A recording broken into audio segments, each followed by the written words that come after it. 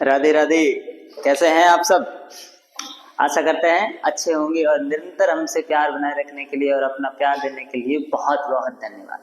सबसे पहले उनको बहुत बहुत बधाइयाँ जिनका आरएस प्री में सिलेक्शन हुआ है। मेरे पास रिसेंटली कल रात को मेरे फ्रेंड्स के भी कॉल आए और जिसमें से एक प्रवीण, उसको बहुत बहुत बधाई हो आरएस प्री क्वालिफाई करने पर, और बहुत सारे दोस्त जिनका भी प्री क्वालिफाई हुआ है उन सबको मेरी ओर से बहुत सारी शुभकामनाएं। आप मेंस की तैयारी अच्छे से करें और जहां पर हमारी जरूरत हो हमें जरूर याद करें और अपना प्यार बनाए रखें। आज अपन बात करने वाले हैं पूरी मैदानी प्रदेशों की, और इस पूरी मैदानी प्रदेश में अपन बात कर रहे थे कल। मैंने कहा था जब अपन पूरी मैदानी प्रदेश का अध्ययन करते हैं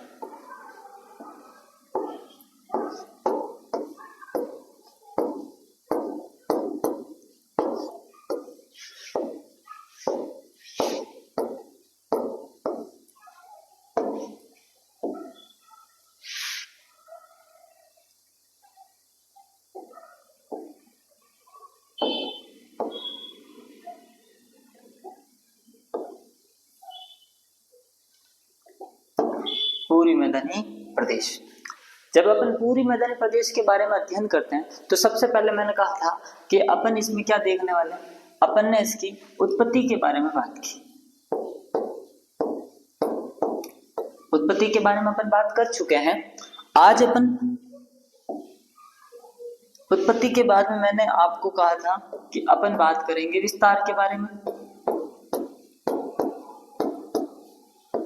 और विस्तार के बारे में भी हम अच्छे से बात कर चुके हैं। आज जो इसका इंपॉर्टेंट पॉइंट रहने वाला है वो रहने वाला है विशेषताएं। क्या रहने वाला है? विशेषता। और विशेषताओं के बाद में एक जो बिंदु बचेगा वो बचेगा वर्गीकरण। क्या बचेगा? वर्गीकरण।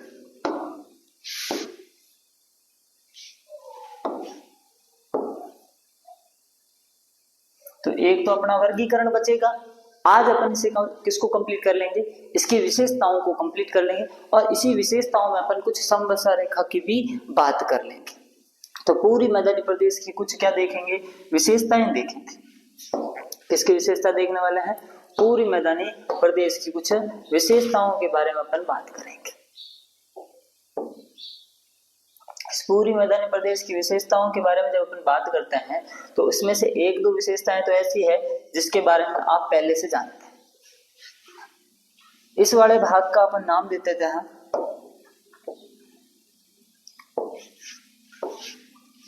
है ना, पूर्वी मैदानी प्रदेश, है ना। इस पूरी मैदानी प्रदेश में सबसे पहले अपन कहते हैं कि ये जो भाग है, ये जो भौतिक प्रदेश है, जन घनत्व की दृष्टि से, जन घनत्व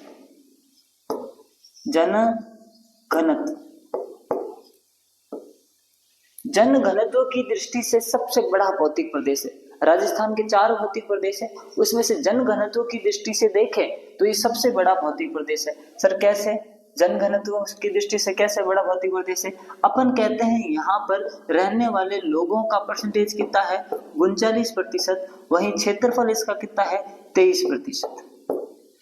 ऐसा भाग जहां पर रहने के लिए भूमि तो कम हो और वहां पर रहने वाले लोगों की संख्या अधिक हो तो वो अपना क्या कहलाएगा? जन घनत्व की दृष्टि से सबसे बड़ा भौतिक प्रदेश कहलाता है। इसमें ऐसी ही कंडीशन पैदा होती है, यहाँ पर क्षेत्रफल कम है और रहने वाले लोगों की संख्या अन्य भौतिक प्रदेशों की तुलना में ज्यादा है, इसलिए अपन कहते हैं जन घनत्व की दृष्टि से सबसे बड़ा भौतिक प्रदेश है।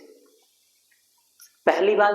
दूसरी बात, जब अपन कहते हैं कि इस भौतिक प्रदेश में 39% जनसंख्या निवास करती है। कितने प्रतिशत जनसंख्या निवास करती है? 39% जनसंख्या निवास करती है। इसका मतलब ये जनसंख्या की दृष्टि से दूसरा बड़ा भौतिक प्रदेश है। जन घनत्व की दृष्टि से प्रथम है और जनसंख्या की दृष्टि से दूसरा बड़ा भौतिक प्रदेश है राजस्थान के 4 भौतिक प्रदेशों। अपन क्या बात कर रहे हैं? अपन बात कर रहे हैं पूर्वी मैदानी प्रदेशों के विशेषताओं के बारे में। पहली विशेषता तो सर ये है कि इसका जनघनत्व की दृष्टि से सबसे बड़ा भौतिक प्रदेश है, क्योंकि रहने वाले लोगों की संख्या क्षेत्रफल की तुलना में ज्यादा है। दूसरी बात मैंने कहा कि यहाँ पर कितने प्रतिशत जनसंख्या निवास करती है, तो मैंने कहा 39% जनसंख्या निवास करती है, यानी जनसंख्या की दृष्टि से ये दूसरा बड़ा भौतिक प्रदेश है, क्योंकि अपन कहते हैं 40% जनसंख्या कहाँ पर निवास करती है सर जी? वो मैदानों में निवास, सॉरी वो कहाँ करती है? अपने मरुस्थल में निवास करती है। फिर उसके बाद में देखना यहाँ पर ये क्षेत्रफल की दृष्टि से अपन देखेंगे कि यहाँ पर क्षेत्रफल में अपने को देखने को मिलता है 23% क्षेत्रफल।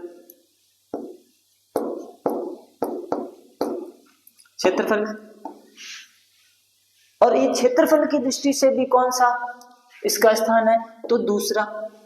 क्षेत्रफल की दृष्टि से भी इसका कौन सा स्थान है? दूसरा, क्योंकि 61% अपन देखते हैं कि मरुस्थल वाला है और 61% के बाद में 23% जो एरिया कवर करता है कौन करता है? पूर्वी मैदानी प्रदेश करता है। यानी आपको ये 3 पॉइंट तो सीधे सीधे याद रखने कि जनघनत्व की दृष्टि से इसका प्रथम स्थान है, जनसंख्या की दृष्टि से दूसरा स्थान है, क्षेत्रफल की दृष्टि से दूसरा स्थान।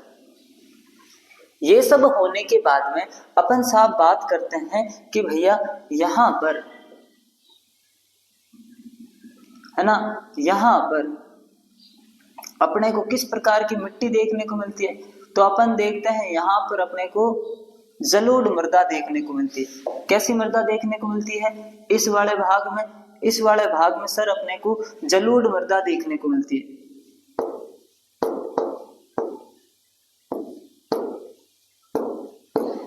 है ना। कैसी मृदा देखने को मिलती है? जलोढ़ मृदा, या फिर अगर वैज्ञानिक वर्गीकरण के अनुसार बात करें तो एलपी सॉइल,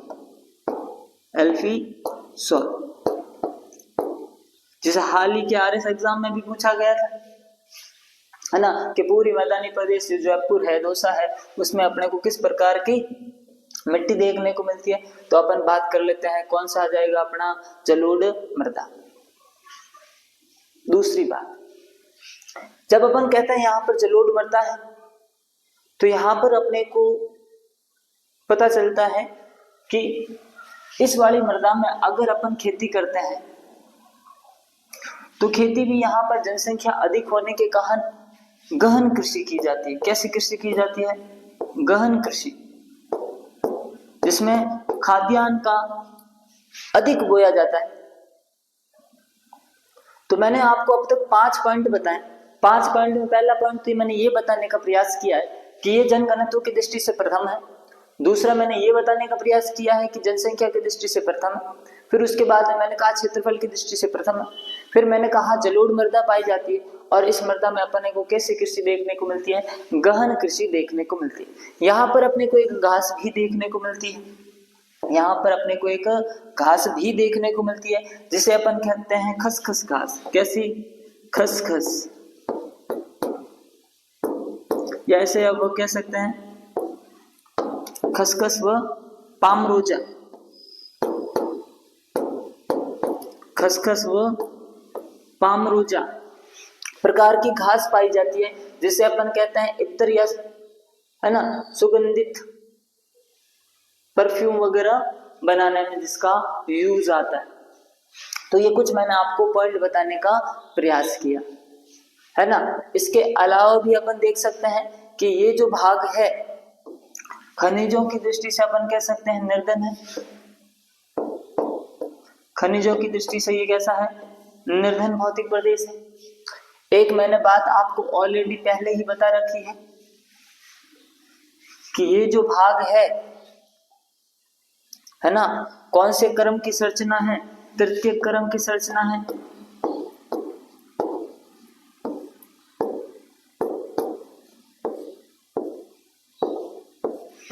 किस प्रकार की संरचना है? तृतीय क्रम की संरचना है।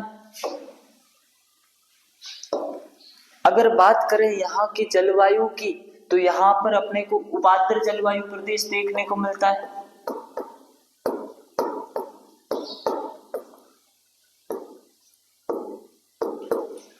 अगर बात की जाए इस वाले भौतिक प्रदेश में वर्षा की, है ना, इस वाले भौतिक प्रदेश में वर्षा की, तो अपन बात करेंगे यहाँ पर अपने को 60 से 80 सेंटीमीटर वर्षा देखने को मिलती है। तो ये क्या है, ये कुछ अपने को पूरी मैदानी प्रदेश की विशेषता देखने को मिलती है। ये सारी की सारी विशेषताओं से क्वेश्चन बन रखे, सारी के सारे, एक भी ऐसा बिंदु नहीं है जिसकी विशेषता से अब तक क्वेश्चन नहीं आया। चाहे फिर इसका क्षेत्रफल क्यों ना हो, चाहे इसका जनसंख्या वाला बिंदु क्यों ना हो, जनघनत्व वाला बिंदु क्यों ना हो, मिट्टी वाला क्यों ना हो, चाहे भले खसखस हो, चाहे इत्र वाला हो, चाहे भले अपन देखते हैं कि ये कौन से क्रम की संरचना है, इसकी जलवायु वाले से, तो अपन कह सकते हैं कि जलवायु वाले में क्वेश्चन बन ही जाता है। तो सारे के सारे बिंदु अपने आप में महत्वपूर्ण है। इन सारे बिंदुओं को याद रखने का प्रयास करना, ठीक है। इसके अलावा मैंने आपको कहा कि कुछ अपन किस पर बात करेंगे, महत्वपूर्ण समवर्षा रेखा की,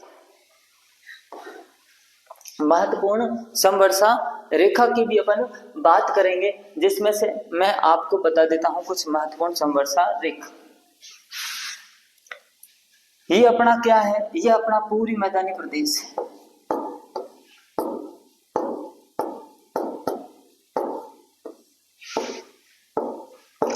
और इस पूरी मैदानी प्रदेश से 3 समवर्षा रेखा निकलती है, 1, 2 और 3। एक का नाम है 60 सेंटीमीटर, एक का नाम 60 सेंटीमीटर समवर्षा रेखा, एक का नाम 70 सेंटीमीटर समवर्षा रेखा, और एक का आ जाएगा 80 सेंटीमीटर समवर्षा रेखा। अब इन समवर्षा रेखा या आइसोहाइड से आपका क्या क्वेश्चन बनता है, पहला तो क्वेश्चन ये बन जाएगा, कौन सी वर्षा रेखा पूरी मैदानी प्रदेश की पश्चिमी सीमा का निर्माण करती है। तो पश्चिमी सीमा कौन सी बनाती है, तो ये जो 60 सेंटीमीटर है कौन सी सीमा बनाती है, पश्चिमी सीमा बनाती है।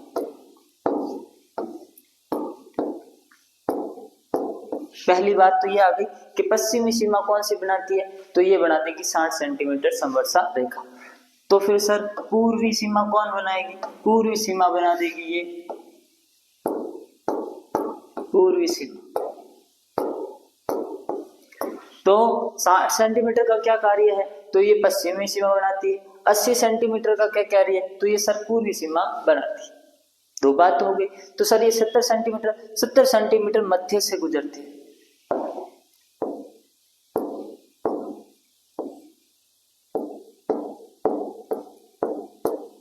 मध्य से गुजरती। तो ये मैंने आपको कौन सी रेखाएं बता दी, समवर्षा रेखा बताई, जितना इजी तरीका हो सकता था उस हिसाब से।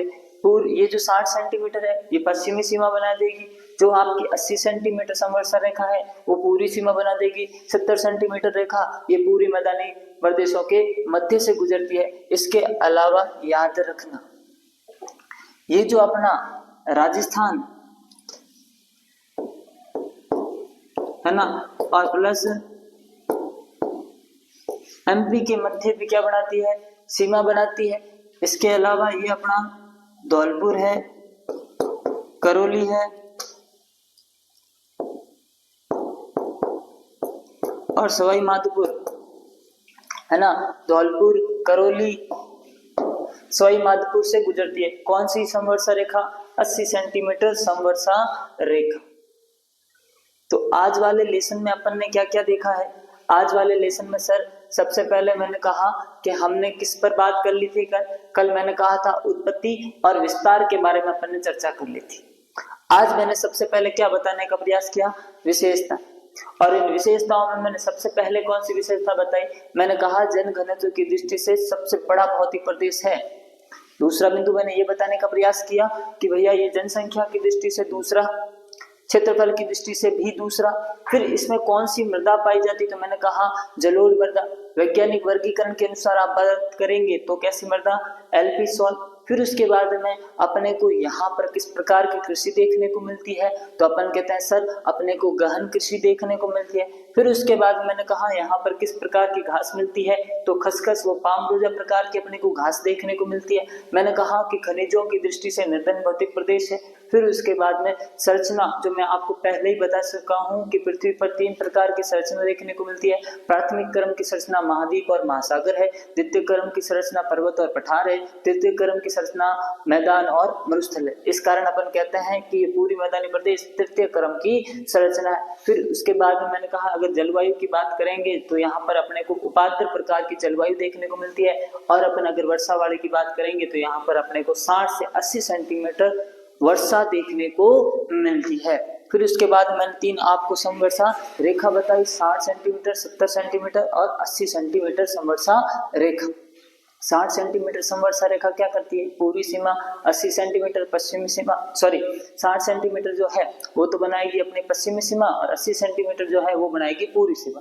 70 सेंटीमीटर जो है वो कहाँ से गुजरेगी, मध्य से गुजरती है। इसके अलावा 80 सेंटीमीटर समवर्षा रेखा मैंने आपको और बिंदु बताने का प्रयास किया। मैंने कहा राजस्थान और एमपी के मध्य एक सीमा का निर्माण करती है, और अपना एक करौली है, धौलपुर है, सवाई माधोपुर से ये गुजरती।